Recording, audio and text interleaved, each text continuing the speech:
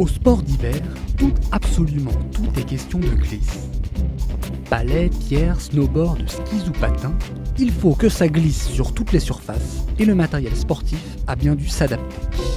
Des patins aux lames métalliques étroites pour fendre la glace et des skis larges et beaucoup plus longs pour se laisser porter par la neige.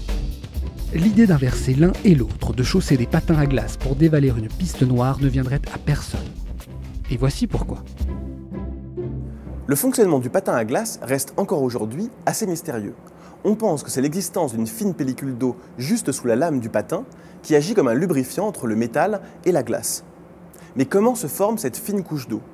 La première idée a été de penser que c'était la pression exercée par la lame du patin sur la glace qui la faisait fondre.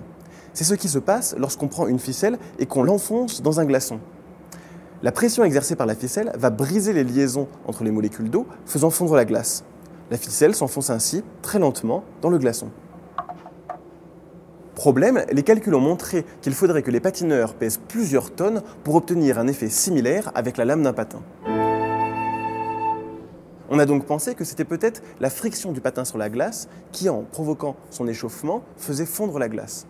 L'explication est séduisante, mais elle n'explique pas pourquoi nous parvenons à glisser même à des vitesses très faibles, voire presque nulles. Nous avons donc imaginé une troisième explication. Des études microscopiques de la glace ont en effet montré qu'il existait une couche nanométrique à la surface, c'est-à-dire 1000 fois plus fine que l'épaisseur d'un cheveu, dans laquelle les atomes étaient beaucoup plus libres que dans le reste de la glace. Cette couche agit un peu comme un tapis de billes.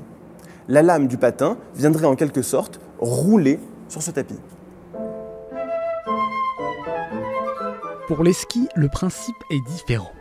Il faut qu'une pellicule d'eau lubrifiante se forme sous les spatules, mais pas en trop grande quantité, sans quoi le ski glissera mal, comme chaque skieur peut s'en rendre compte en descendant une piste de neige trop mouillée.